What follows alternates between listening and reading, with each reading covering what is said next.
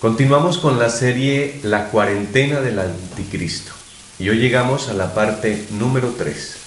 Así que bienvenidos y acompáñenos en este viaje en el cual hoy vamos a estar ya en nuestros tiempos y vamos a tener una identificación más cercana con los sistemas o personas que pueden estar siendo usadas o siendo anticristos en este momento. Así que, como es costumbre en esta serie, estamos con el pastor Oscar Muñoz. Bienvenido, pastor. Gracias una vez más por la invitación.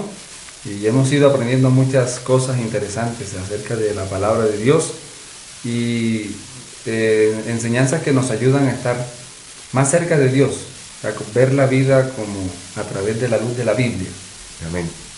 Así es. Así que sin más preámbulo, vamos a orar, pastor, ¿le gustaría? Bueno, vamos a orar. Oramos, cerramos los ojitos, vamos a orar. Bondadoso Padre que moras en el cielo, nos dirigimos al lugar santísimo, donde está nuestro sumo sacerdote intercediendo por nosotros. Amén.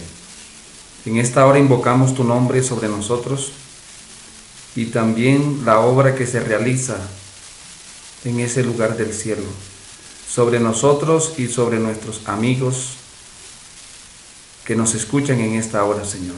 Amén. Tú tienes 1000 maneras de llegarle a tus hijos y en esta hora te pedimos que nos puedas usar a nosotros, Señor, para que tu palabra sea lámpara a nuestros pies y lumbrera en nuestro camino.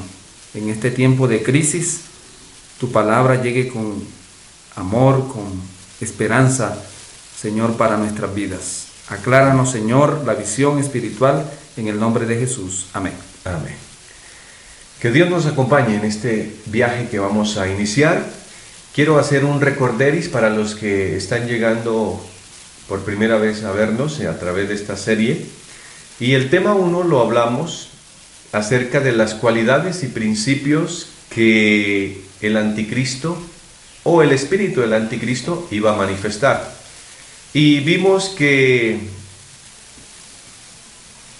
nosotros éramos los anticristos, o sea que buscando el anticristo había que ir al espejo para darnos cuenta quiénes éramos realmente, porque si manifestábamos el egoísmo, la envidia, la altivez, el orgullo de lo que en el cielo el primer anticristo manifestó, pues éramos sus secuaces o súbditos, podríamos decir. El tema 2 fue ya un poco más amplio, porque analizamos el espíritu del anticristo a través de la historia, lo que había utilizado, los sistemas, las personas y lógicamente cómo se había agarrado de lo que le fuese permitido agarrarse para cumplir sus propósitos y sus objetivos. Es bien, así que hoy vamos a tratar la tercera parte y vamos a enfocarnos especialmente a través del santuario, pastor, ¿no? Sí, hoy vamos a tener una visión panorámica de lo que es el anticristo y lo vamos a ver a la luz del santuario. Por lo tanto, necesitamos ir un poco a la Biblia para ubicarnos en el contexto del santuario. Y podemos iniciar, ¿verdad? En el libro de Hebreos, capítulo 9, para mostrar las partes del santuario, que de paso ahí está el plan de salvación. Amén. De una manera didáctica. El santuario es como una parábola del plan de salvación. Antes que el pastor lea Hebreos, quiero leerles el versículo introductorio que durante todos los temas hemos estado tratando. Es Primera de Juan, capítulo 2, versículo 18. Dice: hijitos, ya es el último tiempo. O sea, estamos en el tiempo que es. Según vosotros oísteis que el anticristo viene. Así ahora han surgido muchos anticristos, por esto conocemos que es el último tiempo. Salieron de nosotros, pero no eran de nosotros, porque si hubieran sido de nosotros, habrían permanecido con nosotros, pero salieron para que se manifestara que no todos son de nosotros. Así que el anticristo viene, el anticristo está, y no es uno solo, son muchos anticristos. Así que es el espíritu del anticristo el que se está moviendo y que hoy lo vamos a describir a través de la palabra de Dios y de algo maravilloso como el santuario. Así que iniciemos. Bueno, entonces, como lo habíamos mencionado, el texto menciona que muchos anticristos, ya en el estudio pasado hablábamos de los sistemas Sí, que no están atacando directamente la religión, ¿sí? Pero que están siendo usados por el enemigo para separarnos de Dios. Muchos anticristos, todo lo que actualmente se ha levantado en el mundo, ujú, que no tiene el propósito de acercarnos a Dios, sino por el contrario, alejarnos. Podemos incluir, por ejemplo, la música secular y los sí, valores que ella promueve. ¿Cuáles son los valores que promueve la música secular? alejarnos de Dios. Alejarnos de Dios, adulterio, drogadicción, bueno, muchas vidas desordenadas. Por lo tanto, ahí podemos ver nosotros una encarnación del anticristo, ¿sí? Pero no tiene que ver directamente con la religión.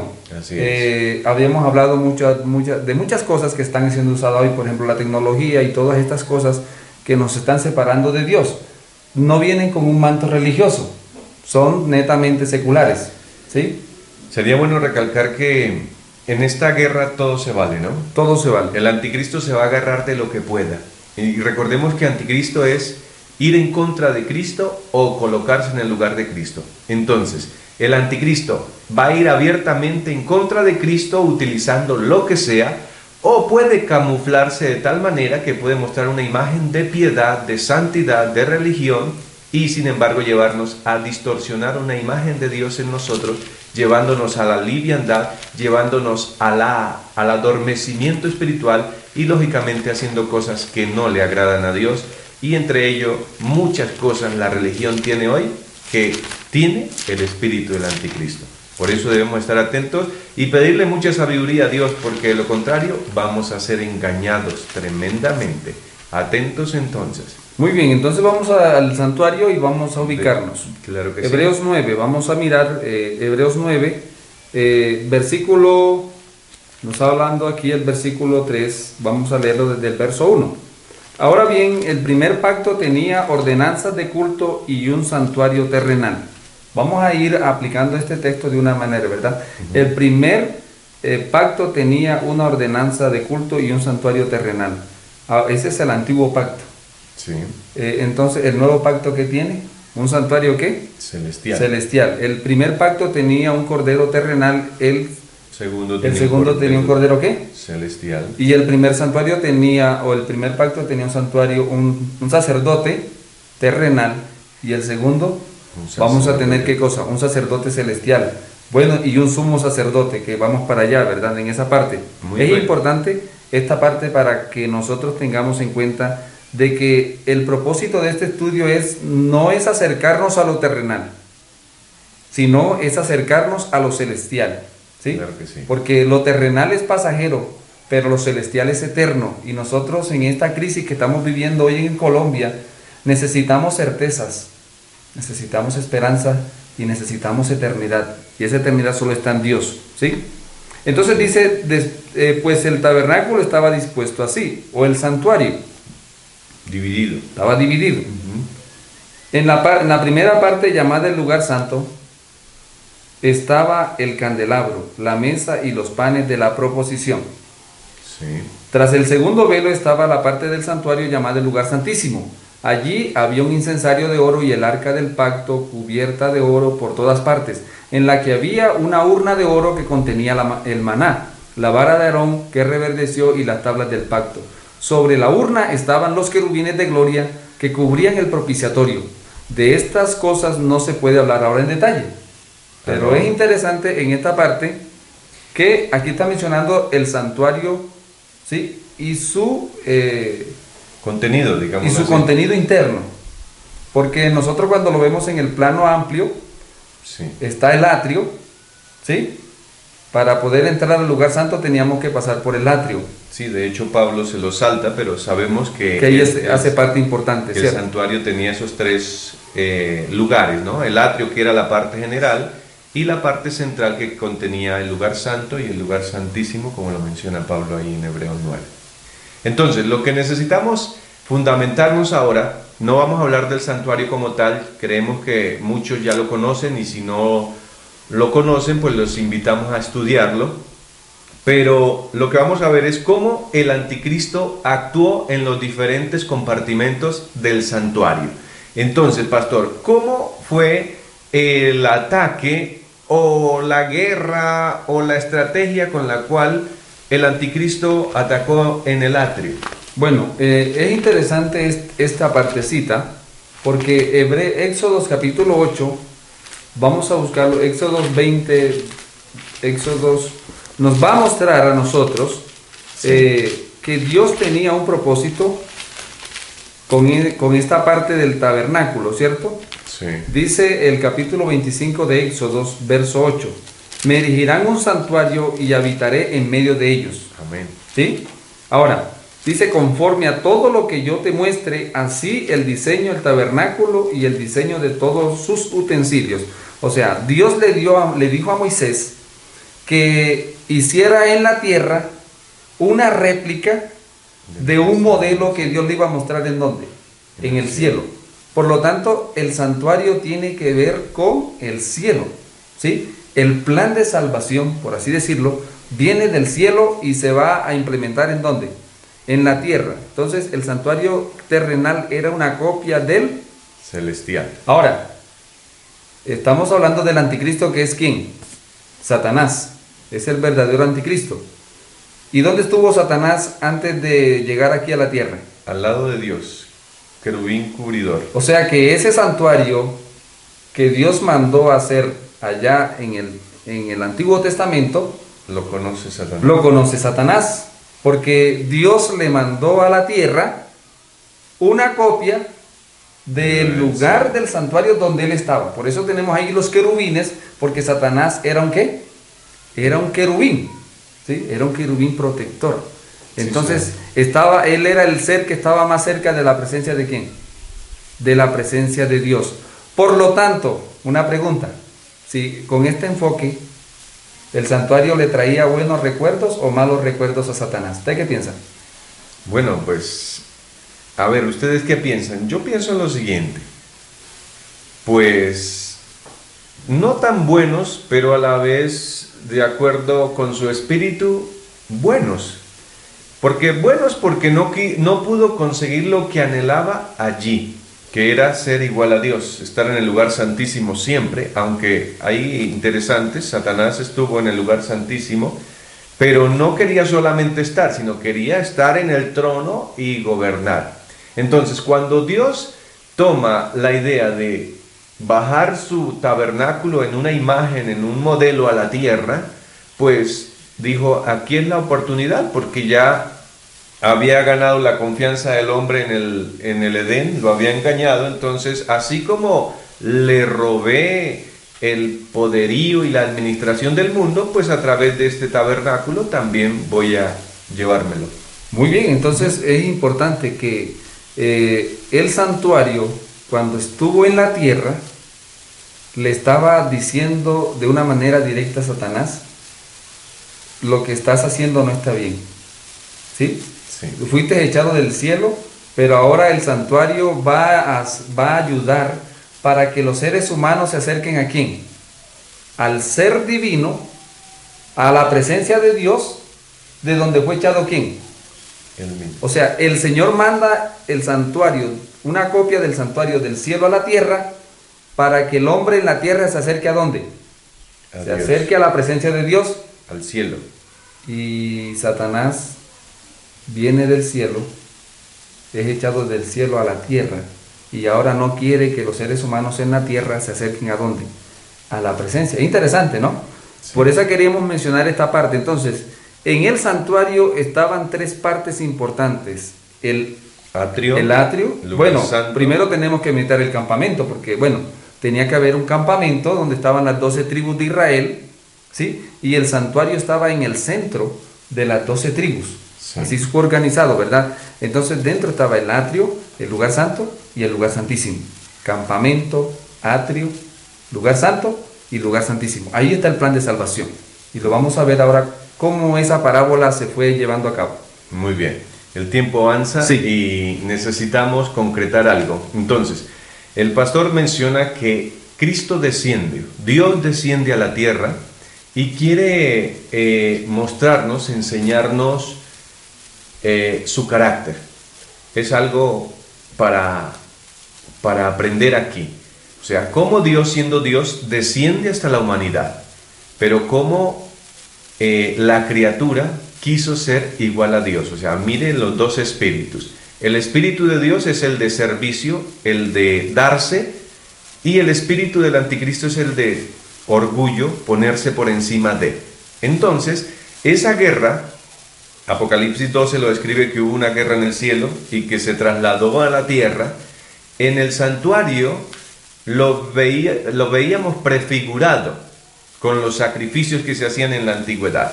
Pero ese santuario vino a tener un cumplimiento más completo con el nacimiento de Cristo y su ministerio aquí en la tierra. Entonces, lo que vamos a analizar hoy es qué utilizó el anticristo o su espíritu para ir en contra o colocarse en el lugar de Cristo, porque la guerra fue tremenda aquí cuando Cristo estuvo en la tierra. Claro. Entonces vamos a mirar desde el atrio. Muy bien, pastor. En el atrio, el protagonista, por así decirlo, es el Cordero. El Cordero, Juan 1:29. Entonces vamos a mirar los 4 ministerios de Cristo en el santuario. ¿Sí? Muy bien. Para que nosotros ahora nos devolvamos y miramos cómo el enemigo le hizo la guerra a Cristo en las diferentes partes del ministerio de reconciliación que Él está haciendo en favor de nosotros. Entonces, tenemos en el atrio al Cordero de Dios, Juan 1:29. ¿Sí? Muy bien. Adán, dice la Biblia que no murió Adán, sino que murió un cordero. ¿Sí? En Génesis capítulo 1, verso 21, dice que Dios le hizo al hombre y a la mujer túnicas de pieles. ¿Por qué? Porque el cordero representaba ¿a quién? Capítulo 3. Capítulo 3 de Génesis 3:15, y también Gálatas capítulo 3, versículo 16 dice que la simiente es Cristo. ¿Sí? Sí. Porque es lo que vamos a mirar. Entonces, tenemos el primer ministerio de Cristo, es el Mesías Cordero. Muy bien. ¿Sí? En el atrio.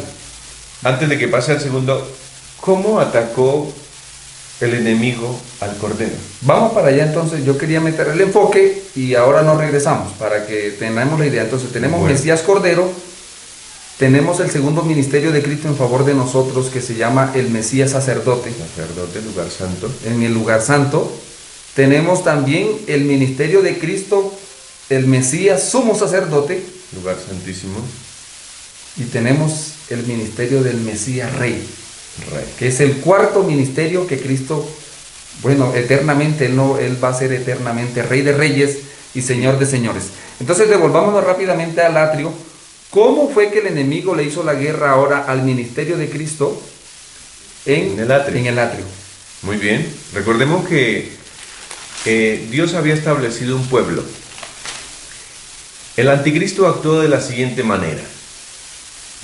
Dios tenía un pueblo, pero el pueblo fue,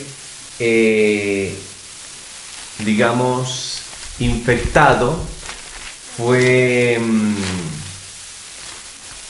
¿Cuál es la palabra? Se me va cuando estratégicamente alguien se mete allá. Infiltrado, esa es la palabra correcta, gracias, pastor. El pueblo fue infiltrado por el anticristo. El pueblo fue infiltrado por el diablo y por eso los engañó, los utilizó. Y cuando viene Cristo, este pueblo que supuestamente era el de Cristo, no lo recibe, no lo reconoce y quiere matarlo. Interesante que lo quiere matar, pero la religión no podía matar. Así que echó mano del brazo que sí podía matar. Y en ese momento, ¿quién era el poder político que era el que sí podía matar?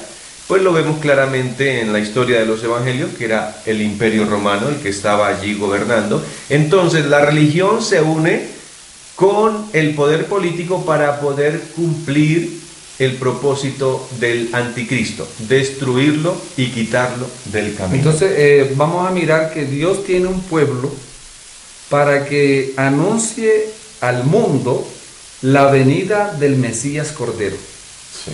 Y ese pueblo era el pueblo de Israel, el pueblo judío. Esa era la misión de ellos, anunciar cada año a través de los diferentes ritos que se celebraban, eran sombras de lo que había de venir, ¿sí? Entonces ellos fueron elegidos por Dios para que anunciaran la venida del Mesías Cordero. Pero resulta que vamos a encontrar una triste realidad de que el pueblo que estaba anunciando y que Dios lo había puesto la misión de anunciar al Mesías Cordero, ¿qué terminó haciendo? Matándolo. Matando al Cordero. Vamos a leer Hechos capítulo 4, versículo 27. Miren lo que dice este texto. Verdaderamente se unieron en esta ciudad, hablando de Jerusalén, Herodes, un líder poder político, Poncio Pilato, está hablando de un líder romano, ¿cierto? Con los gentiles, sí, paganismo, podríamos paganismo, decir. Y el pueblo de Israel. La religión ¿cuántos? Del momento. Cuatro. ¿Contra quién? Contra Cristo. Contra uno. Contra tu santo Hijo Jesús. Entonces noten cómo finalmente en esta parte se cumple. Satanás, usando sus diferentes ropajes, sus diferentes tentáculos, sus artimañas, logra engañar a toda una nación que tenía la misión de anunciar al Mesías, y ahora esta nación quiere matar al Mesías. Entonces es importante resaltar esta parte. Claro que sí, pastor. Ahí podemos ver el espíritu del anticristo. Los engañó al poder político, engañó al paganismo, pero sobre todo engañó a la religión. La usó, ¿no? La usó para... Ellos creían que estaban haciendo lógicamente lo correcto. Ellos no pensaban que estaban haciendo algo en contra de Dios, por el contrario. Pero los engañó porque los llevó a creer que lo que hacían, lo hacían para Dios, y resulta que no era la voluntad de Dios. Entonces aquí hay una aplicación pequeña. ¿Será que lo que yo estoy haciendo para Dios es realmente lo que Él quiere? O sea, viene a ser como la historia de Caín y Abel, pero es otra historia. Entonces, allí vemos en el atrio cómo el espíritu del anticristo cumplió su papel al pie de la letra. Pastor, vamos al lugar santo. El lugar santo, nosotros entendemos en el atrio que Satanás trabajó durante siglos. Sí. Ya tenía a su favor el paganismo, y todas las naciones eran politeístas y idólatras, ¿cierto? Le faltaba conquistar a la nación de Israel, que era la única nación monoteísta, y finalmente logró unirla en contra de... O sea, miren que el paganismo no se gustaba con el judaísmo, pero para atacar a Cristo, ¿qué? Se unen. Vamos entonces ahora a la misión número 2. En la guerra todo se vale. El misterio número 2 es Mesías sacerdote. Ya estamos hablando en el año 31 después de Cristo, cuando nuestro Señor Jesucristo asciende al cielo, sí, y es nombrado como sacerdote. Vamos a buscarlo en Hechos capítulo 8. Las evidencias están allí en el derramamiento del Espíritu Santo en Pentecostés. Ese es el día en que Jesús es ungido en el cielo como sacerdote y comienza su ministerio oficial. Sí, y dice ahora, y como sumo sacerdote, pero desarrolla el ministerio sacerdotal primero, y finalmente va a desarrollar el ministerio sumo sacerdotal. Ahora bien, dice Hebreos 8.1, el punto principal de lo que venimos diciendo es que tenemos tal sumo sacerdote, el cual se sentó a la diestra del trono de la majestad de los cielos. Es el ministro del santuario y de aquel verdadero tabernáculo que levantó el Señor y no el hombre. Entonces, ahora tenemos a Cristo, el Mesías sacerdote, y el enemigo va a hacerle la guerra, ¿sí o no? Hagamos un recuento pequeño. La iglesia apostólica, ferviente, fervorosa, descrita por la iglesia de Éfeso, pura, comienza a avanzar. El diablo comienza a perseguirlos, ¿no? Pero en el año 300 el diablo utiliza una de sus mejores estrategias, la concesión, ofrecerle beneficios. Y la iglesia, después de que le ofrecieron paz y seguridad, bajó la guardia y Satanás se metió. Entonces en el año 300. Luego avanza y en el año 538 vemos el cumplimiento de Daniel capítulo 7, ¿no, pastor? Claro, entonces vamos a mirar en el lugar santo, como usted lo mencionaba, Apocalipsis capítulo de las iglesias, ¿no? Sí. Vamos a mirar allí una secuencia interesante antes de pasar a lo de Daniel, porque las 7 iglesias comienzan mostrando a Éfeso, sí, ¿sí? Pero también representa Apocalipsis 6 un caballo blanco. ¿sí? La Capítulo pureza, 6, la versículo provisión. 1. Entonces van las 7 iglesias y los sellos, ¿no? Aparecen 4 caballos en Apocalipsis 6. Uno blanco, uno rojo, Ujú. uno negro y uno amarillo. ¿Qué significa? Que esa iglesia que comenzó pura Iba a y que contaminar. pasó ahora a derramar la sangre en aras de no traicionar al Señor, Ujú. finalmente se convierte en un caballo negro. O sea, llega una etapa oscura, ¿sí? Pasa una etapa de lo blanco al oscuro. ¿Por qué? Porque ahora el enemigo ya no va a usar la guerra contra el Cordero, ahora es contra el sacerdote. Y es donde viene a falsificar el sacerdocio de Jesús. Muy bien, sí. Es en este periodo, más exactamente donde ya se saca a Cristo, digamos, del concepto cristiano por la iglesia tradicional, ¿no? Recordemos que en la matanza, o mejor, en la muerte de Jesús, la religión se unió, se agarró del Estado para poder cumplir su propósito. Por el año 300, el paganismo o el poder político se mete también en la religión para poder cumplir su propósito, acabar con el cristianismo, sus principios, y lo logra en cierto modo. Así que esta coalición que hubo entre cristianismo tibio, yo aclaro, porque el verdadero cristianismo se mantuvo puro y aparte, ¿no?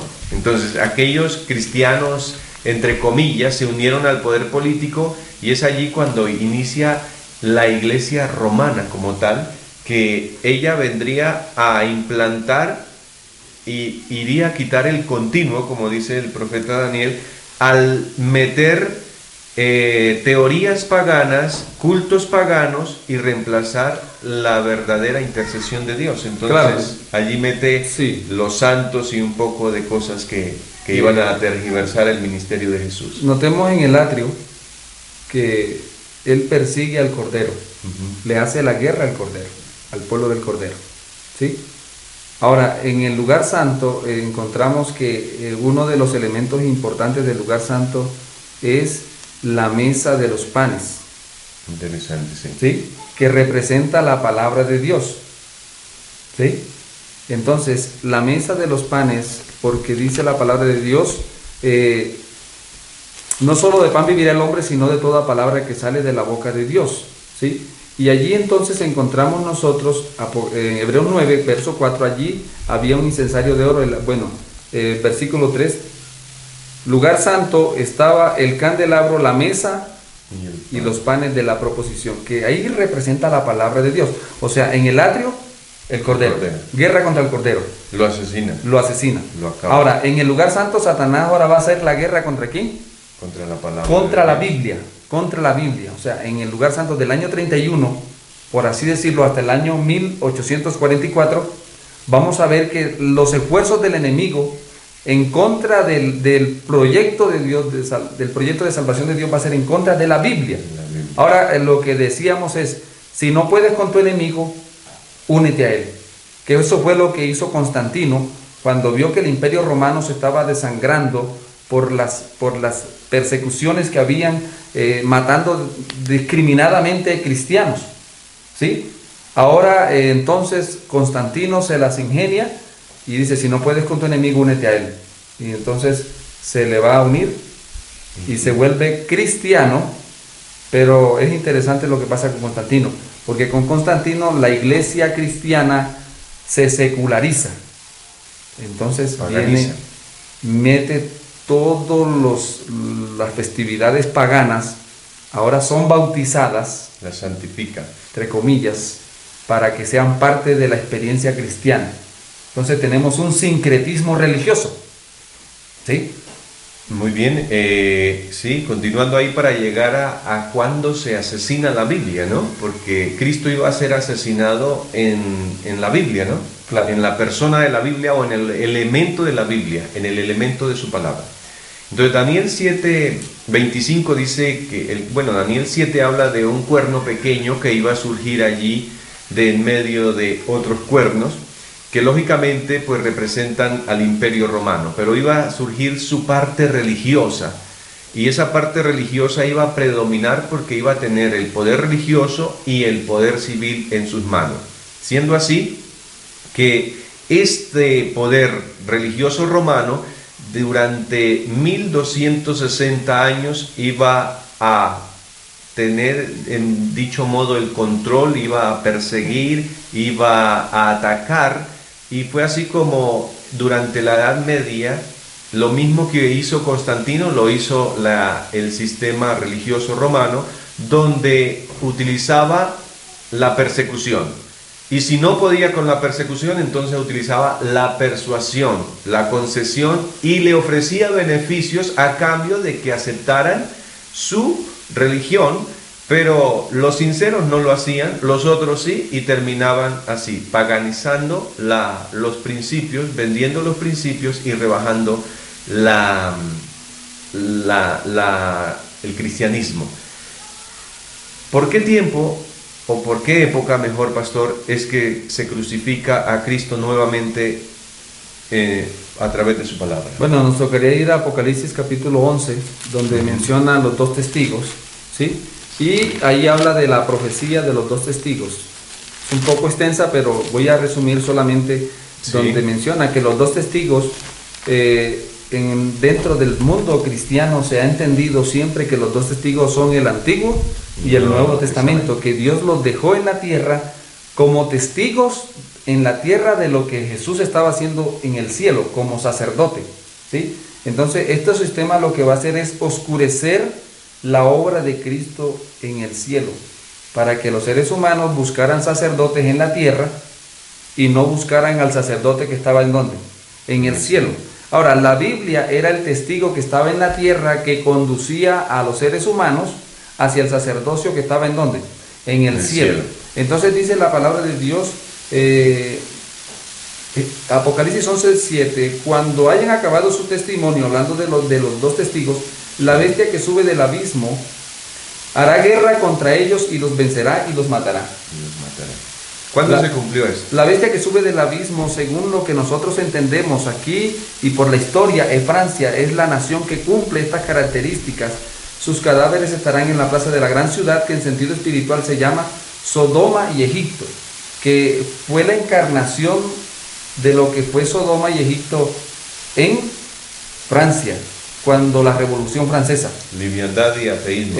Ateísmo y, bueno, inmoralidad y todo lo que se genera cuando en Francia deciden por voto de la Asamblea Nacional quemar la Biblia y endiosar la razón. O sea, en el atrio cogieron al Cordero y entonces lo pusieron a escoger. ¿A quién prefieren? ¿A Jesús o a Barrabás? ¿A quién escogieron? A Barrabás. Ahora, en el lugar santo, Dios había mandado la Biblia como que fuera la base de las constituciones de los países. Pero le hicieron la guerra a la Biblia, porque la Biblia era la que llevaba al hombre a buscar la intercesión de Cristo en el cielo, ¿sí? Entonces, finalmente, en Francia se toma un voto, así como la Asamblea Judía tomó un voto en contra de Cristo, ahora la Asamblea Francesa toma un voto de quemar la Biblia y de deshacerla. En 1793, 94, 95 fueron años donde se estuvo quemando la Biblia de una manera incesante. Estaba terminando el ministerio de Cristo en el lugar santo como sacerdote. Creo que aquí vuelve a repetirse lo que el pastor leyó en el atrio, que sucedió, las coaliciones que existieron, que Herodes, que Pilato, que los gentiles, que los judíos se unieron para matar a Cristo. En 1794, cuando se quema la Biblia, lógicamente tuvo participación el sistema religioso romano, el paganismo, en este caso Francia.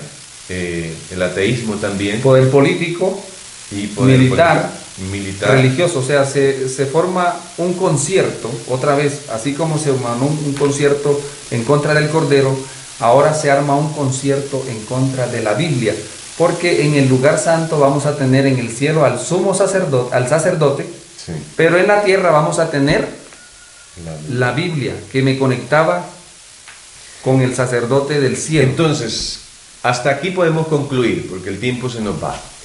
Podemos concluir que el modus operandi del anticristo ha venido siendo el mismo en el atrio, ha venido siendo el mismo en el lugar santo, y pastor, nos toca entrar al lugar santísimo. Sí, por cuestiones de tiempo vamos a avanzar en Hebreos. ¿Será que será 9? el mismo modus operandi? ¿Será que cambiará su estrategia, o debemos estar atentos y muy especialistas en analizar cualquier cosita, porque sabemos que no estamos enfrentándonos a un enemigo terrenal, es contra huestes de las tinieblas, dice allí Pablo en Efesios? Entonces, el que piense tener la verdad y el que piense que, mejor dicho, está seguro, cuidadito, porque estamos metiéndonos en terreno peligroso y solamente Dios nos puede mantener de pie. O sea, entonces podemos mirar que hay un ministerio escatológico de Cristo en el atrio, ¿sí? Había un santuario terrenal que era símbolo del celestial, y que ahí está el plan de salvación para ir redondeando. Pero miren que hay un ministerio escatológico de Cristo en el atrio, que en su primera parte estaba usando figuras, corderos, sacerdotes, ¿sí? La tribu de Leví, estaban usando cosas terrenales para ilustrar la realidad celestial. En la segunda parte viene el verdadero cordero y todo lo demás en ese atrio escatológico. Sí. Ahora estábamos hablando del lugar santo escatológico, que ese lugar santo hablaba de un ministerio que Cristo iba a desarrollar en favor de nosotros, para salvarnos, ¿sí? Ahora, entonces en el lugar santísimo, entonces estamos hablando de un lugar santísimo escatológico. Vamos a buscarlo en Hebreos capítulo 9. Sí. Dice, ¿qué había en el lugar santísimo? Entonces, porque hemos visto que el enemigo ataca lo que hay en cada compartimento, ¿no? Donde Cristo va. Donde Cristo va, ahí el enemigo va a hacer la que. Cuando él estaba en el atrio, la guerra fue contra el Cordero. Cuando él estaba en el lugar santo, la guerra fue contra la Biblia. Y vamos a mirar lo que dice Hebreos 9, versículo 3. Tras el segundo velo estaba la parte del tabernáculo llamado el lugar santísimo. Sí. Interesante. Allí había un incensario de oro, el arca del pacto cubierta de oro por todas partes, en la que había una urna de oro que contenía maná, la vara de Aarón que reverdeció y las tablas del pacto. Wow. Sobre la urna estaban los querubines. Ahí cuando hablamos de ahí, el enemigo era un querubín. Sí. ¿Sí? Y ahí estaba, por eso el enemigo conoce el cielo. Conoce el cielo. Por eso es que nosotros necesitamos buscar de Dios cada día, porque el único que nos puede ayudar es Dios a librarnos de tanta sabiduría que tiene este ser. Porque dice aquí la Biblia, entonces, querubines de gloria que estaban allí, que cubrían el propiciatorio. De estas cosas no se puede hablar en detalle. Entonces tenemos ahora, en el tiempo del fin. Yo quiero, pastor, mencionar, debido al tiempo, ya sabemos, en el atrio mata el Cordero, en el lugar santo mata la Biblia, y por conocimiento sabemos que en el lugar santísimo el ataque central va a ser sobre lo que hay dentro del arca: la ley, el maná y la vara de Aarón. Se nos ha dicho se nos ha hecho tanto énfasis en la ley, que son los 10 mandamientos, en que es el principal ataque, pero resulta que hay otros 2 elementos que a veces los pasamos por alto, sobre los cuales lógicamente el anticristo también va a manifestarse. Pero por ahora, ¿en qué sentido, pastor, para que me ayude allí, en qué sentido va a matar en el lugar santísimo el anticristo a Cristo nuestro Señor? Va a ser la guerra, ¿no? Sí. Va a ser la guerra porque le hizo la guerra. Entonces miren que Dios levanta, allá en el atrio está el Cordero de Dios. Los judíos, era el pueblo de Dios del atrio, ellos mataban el cordero todos los días, el cordero, ¿sí? Hablaban del cordero y todo, ¿sí? Pero se olvidaron del Dios del cordero y hicieron del cordero un Dios, ¿sí? O sea, el plan del cordero era llevar al hombre ¿a dónde? A Dios, ¿sí? Entonces se centraron en el cordero y se olvidaron al Dios del Dios del cordero, y terminaron matando al verdadero cordero, que era Cristo. Sí. Ahora vamos al lugar santo. Tenemos allí la Biblia, que es el libro de Dios. ¿Sí? El libro de Dios. Pero el plan de la Biblia no era solamente sí, el libro de Dios me habla de Dios. Pero el propósito de la Biblia, ¿cuál es? Llevarme a tener un encuentro con el Dios del libro. Porque estamos avanzando en el plan de salvación. Muchas personas han convertido la Biblia en un Dios. Y no nos damos cuenta que la Biblia es un medio por medio del cual nosotros podemos conocer al Dios del libro. ¿Sí? Entonces el propósito de la Biblia es conectarme con el Dios del libro. Yo puedo, por eso decimos que muchas veces andamos con la Biblia aquí, pero la vida por el piso. ¿Por qué?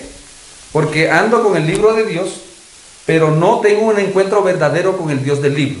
Bueno, ahora vamos al lugar santísimo. Dígame eso tan bonito en el lugar santísimo. En el lugar santísimo entonces tenemos los mandamientos de Dios. Sí. Ahora, yo puedo centrarme tanto en los mandamientos, que me puedo olvidar del Dios de los mandamientos. Claro que sí. Y puedo estar convirtiendo aún los mandamientos en un Dios. Los mandamientos no salvan. ¿El que salva es quién? El sumo sacerdote. Noten qué interesante, ¿verdad? En el atrio el Cordero estaba allí, el que salva es Cristo. Estaba allí. Luego en el lugar santo, la Biblia. La Biblia no salvaba. No. Estaba en conexión con el sacerdote que estaba en donde? En el lugar santo, ministrando en el cielo. Ahora, la ley de Dios en el lugar santísimo, que es la guerra que vamos a terminar aquí en esta parte. La ley no salva. No. Pero la ley me conecta ¿con quién? A Cristo. Con el sumo sacerdote. Gálatas 3:24. Que es allí donde nosotros ahora encontramos sentido. Wow, hablo de la ley de Dios, pero conozco al Dios de la ley. Sí. Estoy en aras de conocer cada día más a ese Dios de la ley, ¿sí? Que es el que hace su obra salvadora en mí. Entonces, vamos a Apocalipsis 12:17, nos toca leer. Claro, ya lo tenía listo, ¿sí? Porque me llama la atención. Dice, entonces el dragón se llenó de ira contra la mujer y se fue a hacer guerra contra el resto de la descendencia de ella. Y escuchen bien, contra los que guardan los mandamientos de Dios y tienen el testimonio de Jesucristo. Aquí claramente el diablo, o mejor, Dios descubre al diablo. O sea, la batalla es entre la iglesia y especialmente para estos tiempos es el diablo contra el remanente, el que guarda los mandamientos de Dios y tiene el testimonio de Jesús.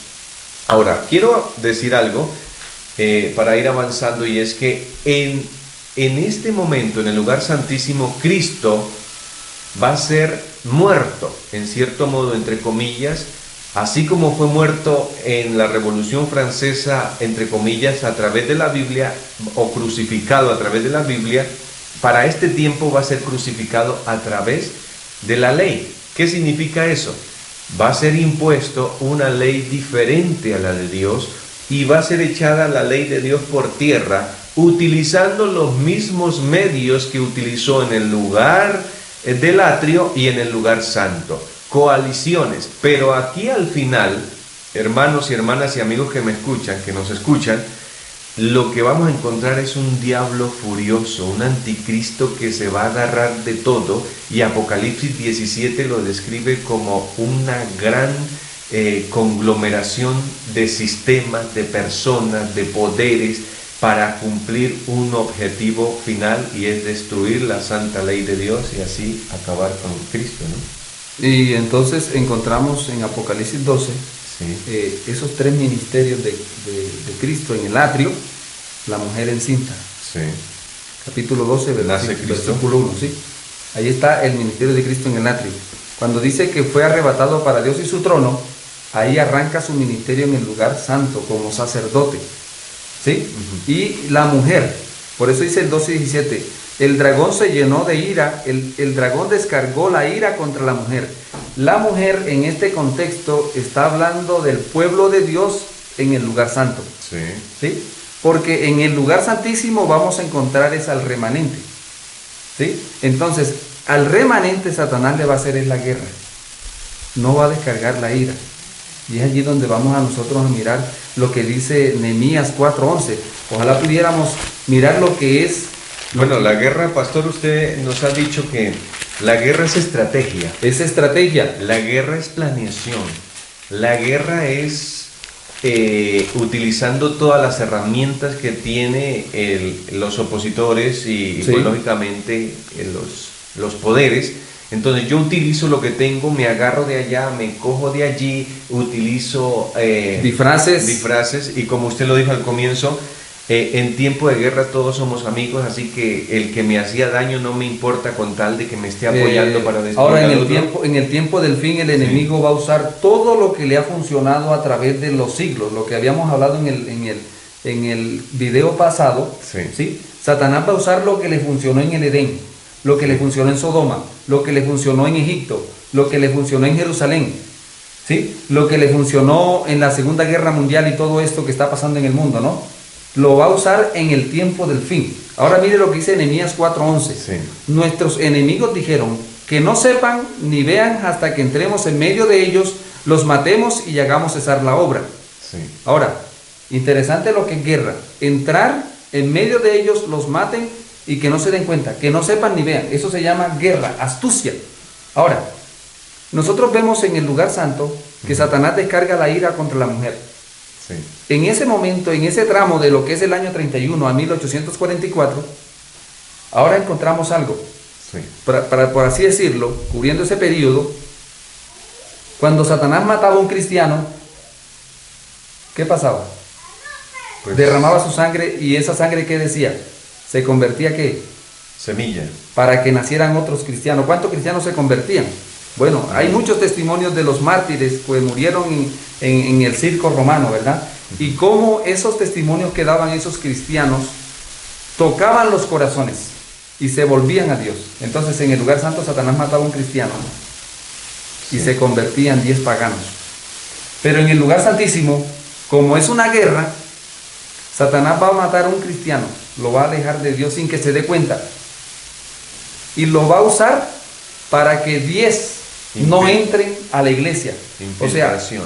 O sea, usa a esa persona, la mata, por así decirlo, de una manera espiritual, la lleva a negar la fe de Cristo. Ajá. Hacer un anticristo. Y ahora lo va a usar para que otras personas no se animen a ser cristianas. Quiero leer Apocalipsis 17. Creo que Apocalipsis 17 es la descripción del anticristo final de estos últimos tiempos. Y el versículo 5 dice: en su frente tenía un nombre escrito, un misterio: Babilonia la Grande. Recordemos que Babilonia significa confusión. Y dice Babilonia la Grande, o sea, confusión grande.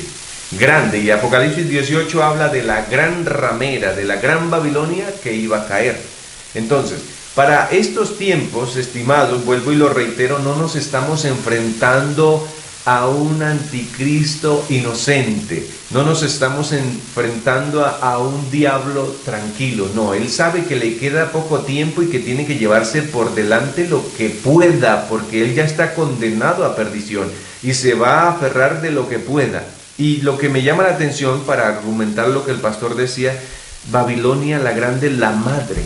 Una madre tiene experiencia, una madre tiene recorrido, una madre sabe cómo actuar. Por eso este sistema de anticristo va a recoger y va a usar, como lo dijo el pastor, desde la antigüedad, desde lo más antiguo hasta lo más moderno, con tal de echar por tierra lo que hay dentro del arca, la santa ley de Dios. El maná, que representa la reforma pro salud. Tengamos en cuenta eso, que solo nos ponemos a la ley de Dios que se va a decretar el domingo universal, pero ¿qué de la reforma pro salud? El estilo de vida del remanente, ahí está en el maná, ¿no? Claro que El estilo de vida que el Señor va a dar para el tiempo del fin. Un estilo de vida que nos va a ayudar a no ser afectados por tantos virus que estarían sucediendo y de tantas pandemias que estarían existiendo en el tiempo del fin. Pastor, por eso viene el maná. Peligroso. Sí. Porque ¿qué lugar ocupa la reforma pro salud hoy dentro del remanente que guarda los mandamientos de Dios y tiene la fe de Jesús? ¿No ha sido pisoteado acaso? ¿No me dice eso que el anticristo como que metió la mano ya en el arca? ¿Cómo guardamos la ley? ¿Cómo guardamos el sábado? ¿No lo pasamos por alto? ¿Y qué me dice usted de la vara de Aarón? Bueno, la vara de Aarón en este tramo nosotros entendemos, bueno, ¿y qué es eso de la vara de Aarón? Bueno, Dios siempre ha tenido un pueblo. Sí. ¿Sí? Dios siempre ha tenido un pueblo que le ha dado el liderazgo en la tierra para dirigir los asuntos espirituales. En el atrio, ¿quién tenía la vara de Aarón? Bueno, según la historia, la vara de Aarón la tenía en el Antiguo Testamento la tribu de Leví. La tribu de Leví fue la que reverdeció. La vara de Aarón reverdeció. Significa que Dios había apartado esa tribu para ser como el líder espiritual de esa nación. Ahora, en un sentido general, nosotros entendemos que en el atrio la vara de Aarón era el pueblo judío, los que tenían el ministerio de la reconciliación en ese momento. Pero en el lugar santo, ¿quién tiene la vara de Aarón?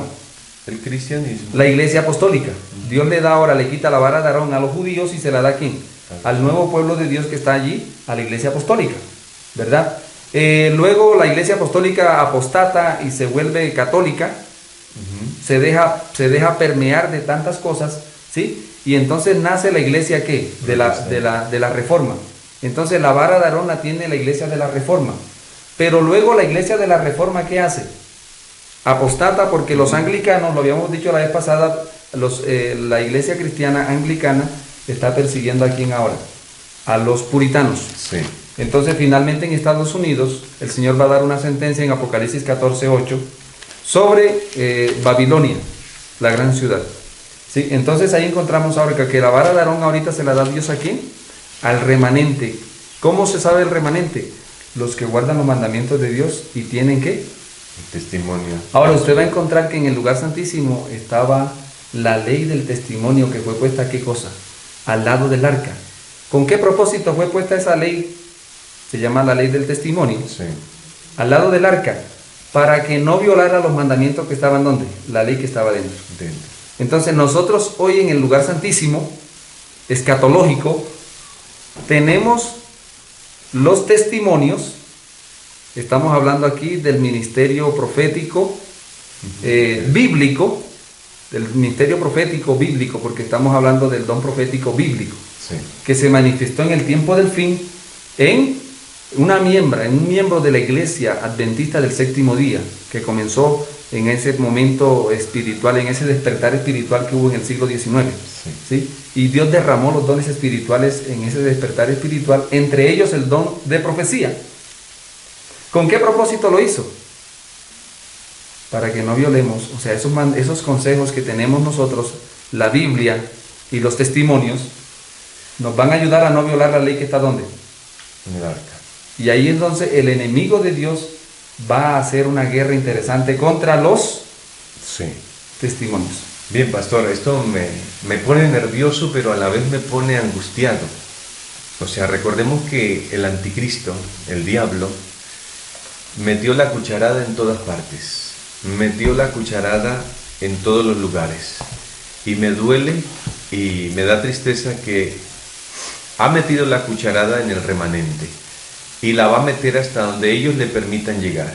Así que tú y yo estamos siendo llamados a colocarnos del lado de Jesucristo, a darle el verdadero valor y sentido a la santa ley de Dios, los 10 mandamientos, incluyendo el sábado, a darle el valor y la importancia necesaria a la reforma pro salud, el estilo de vida saludable. Tú y yo somos llamados a eso.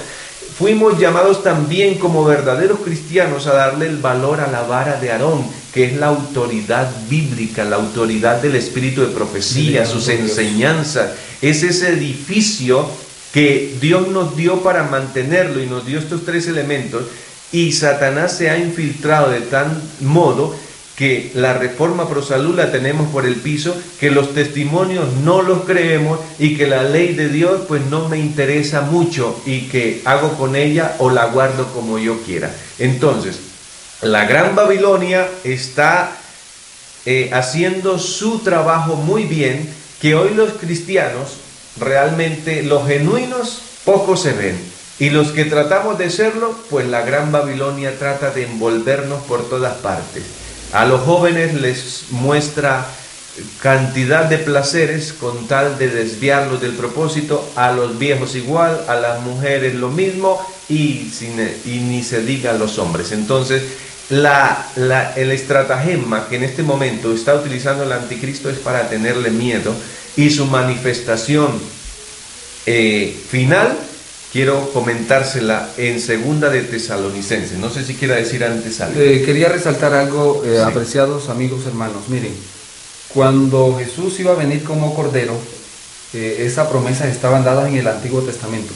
Sí. ¿Sí? Y Satanás le hizo la guerra al Antiguo Testamento.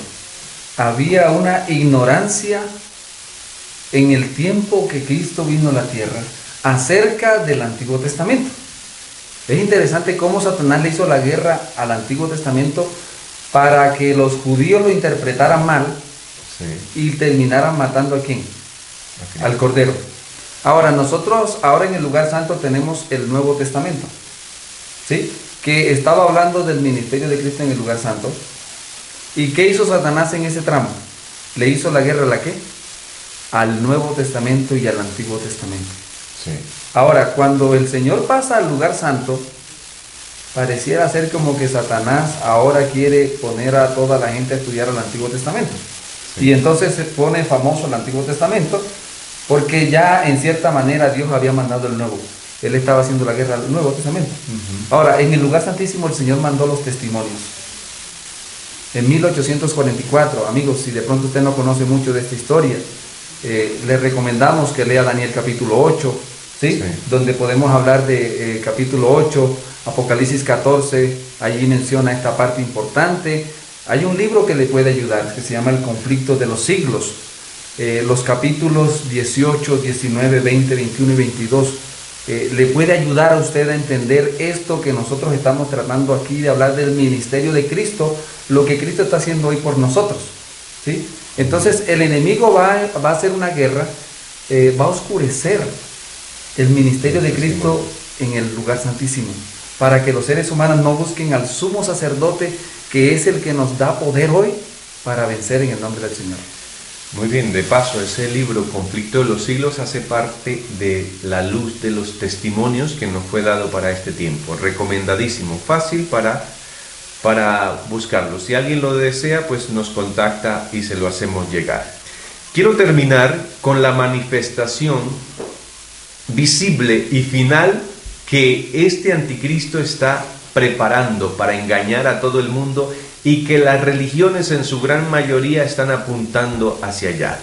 Dice segunda de Tesalonicenses capítulo 2 versículos 7 al 9, dice: ya está en acción el misterio de la iniquidad, solo que hay quien al presente lo detiene, hasta que él a su vez sea quitado de en medio. Y escuchen esto: y entonces se manifestará aquel impío, a quien el Señor matará con el espíritu de su boca y destruirá con el resplandor de su venida. Ese impío, esa cabeza visible de esta gran Babilonia, de esta gran confusión que está en el final del tiempo, se va a aparecer. Pero mire, el advenimiento de este impío es obra de Satanás. Irá acompañado de hechos poderosos, señales y falsos milagros.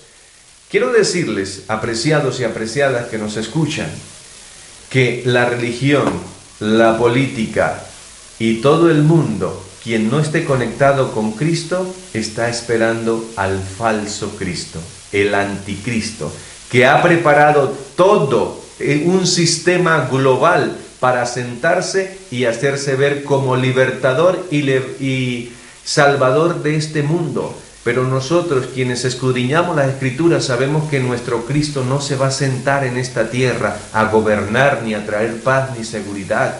Es el anticristo el que lleva esas intenciones. Nuestro Cristo, dice el mismo Pablo ahí en Tesalonicenses, que Él cuando venga no tocará la tierra, nos esperará en las nubes, los ángeles nos recogerán y junto con Él nos iremos al cielo a cumplir el milenio allí en el cielo. Pero este inicuo dice que se va a sentar en un trono, que se va a sentar va a ser milagros, va a ser señales. O sea, esto es tremendo, esto no podemos pasarlo por alto, solamente habrá seguridad en la presencia de Dios. Entonces, atentos, no podemos caer en ello, escudriñemos las Escrituras. Ese inicuo, ese impío, ese falso Cristo que se va a sentar a gobernar el mundo es el anticristo, reclamando lo que siempre quiso tener desde el mismo cielo, pastor. Así es. Entonces, hermano, concluyendo el estudio, encontramos en el atrio un anticristo. ¿Quién fue? Bueno, todo ese sistema que se levantó, ¿cierto? Pero que finalmente colocaron a quién, escogieron a quién en el atrio, a Barrabás, que era lo contrario a Cristo. Sí, señor.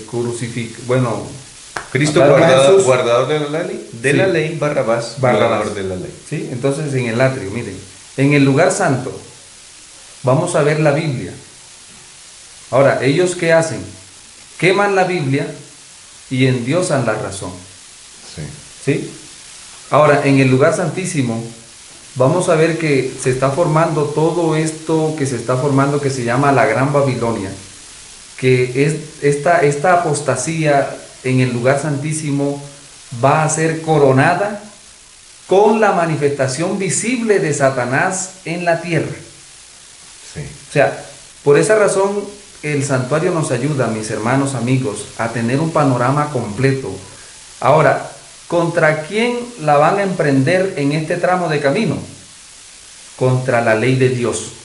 Van a establecer leyes, y es lo que están haciendo, leyes humanas que suplantan ¿la qué? La ley de Dios. ¿Sí? Ahora noten que el ser humano ya no tiene la Biblia como la base para producir leyes. Ahora es el relativismo, el humanismo. Entonces es lo que depende, es que a mí me parece, y el ser humano ahora está levantando leyes, y finalmente van a decretar una ley dominical, donde van a anular la ley de Dios. Pero ¿quién es el que va a venir a coronar toda esta apostasía que se está formando en el mundo? El mismo Satanás, y todo el terreno está preparado. Por eso hoy la invitación es, hermanos, permitamos que Cristo Jesús viva en nosotros. Gálatas dice Pablo, ya no vivo yo, sino que Cristo vive en mí. Es nuestra única salvaguardia, una consagración completa, una reforma espiritual completa, abandonando todo lo que me separa de Dios y abrazando todos los principios de Dios, los mandamientos del Señor, que Dios los pueda escribir en nuestra mente y en nuestro corazón.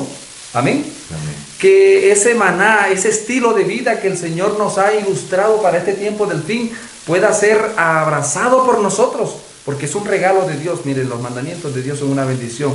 El estilo de vida para el remanente, simbolizado por el maná, es una bendición. Y la vara de Aarón. Y la vara de Aarón, ni se diga, donde nosotros tenemos seguridad, porque el gran pastor, que es Cristo Jesús, va delante de nosotros a la ciudad celestial. Amén.